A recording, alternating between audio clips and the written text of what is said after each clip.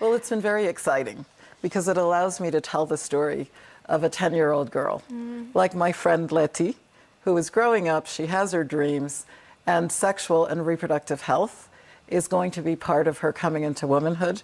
I want her to be safe. I want her to be secure.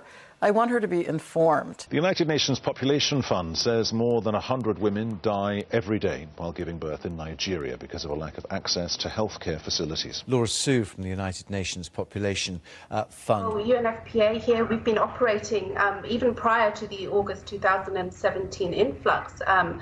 We've done a lot, but still we have significant safety concerns for women and girls in the camps. I want to bring in our guest. This is Jane Rutledge. She's with the United Nations Population Fund here in Cox's Bazar. Jane, let me ask you, when it comes to the population that your group, the UNFPA, is servicing, how do things compare now with how it was when they first started arriving a year ago? Rojia Begum and Sadia Begum are two of the 130 community healthcare workers who've been recruited by the United Nations Population Fund. I'm Ashley. I work with UNFPA. What to you are the greatest needs when it comes to them? I mean, there's physical needs, obviously. It's not easy where they are right now, but there's emotional needs as well, given those experiences. I really appreciate the question about need because there's something so practical that people all over the world can do. You can go to the UNFPA website and donate. Actress Ashley Judd has been visiting refugee camps in Bangladesh in her role as Goodwill Ambassador for the United Nations Population Fund.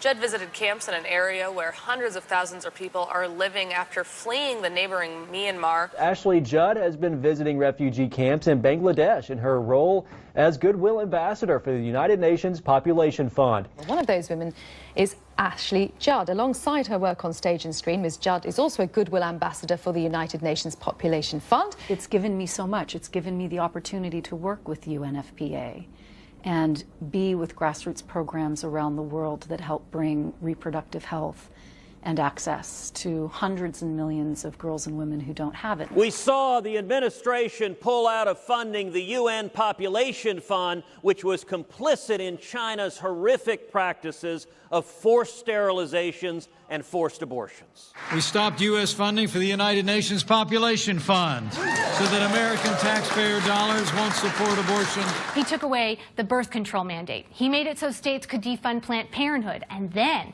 put his hand up the skirt of the United Nations Population Fund and grabbed them by the funding.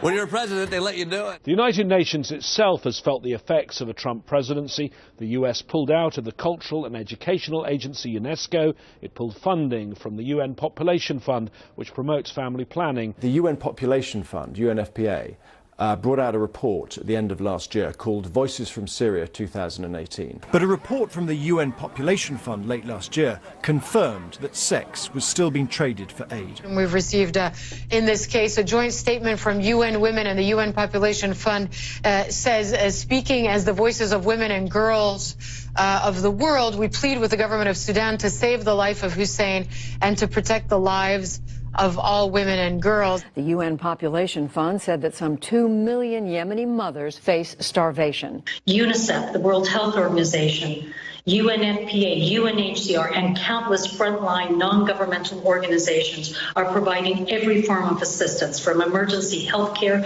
to emergency kits. Y el poder de las mujeres a la hora de decidir cuándo y cuántos hijos tener repercute directamente en el desarrollo económico y social de las poblaciones. Esta afirmación la hace un informe sobre el estado de la población mundial de 2018 publicado por el Fondo de Población de Naciones Unidas. Welcome back. The UN's annual State of World Population Report is out. It says that an individual's power to choose the number, timing and spacing between their children can bolster economic and social development. And now, please welcome the Executive Director of the UNFPA, Dr. Natalia Kanem.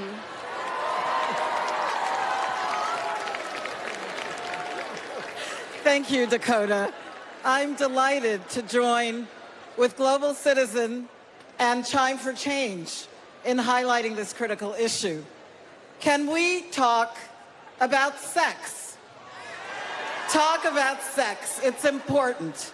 Sexual and reproductive rights are human rights, including family planning. We at UNFPA believe that choice can change the world.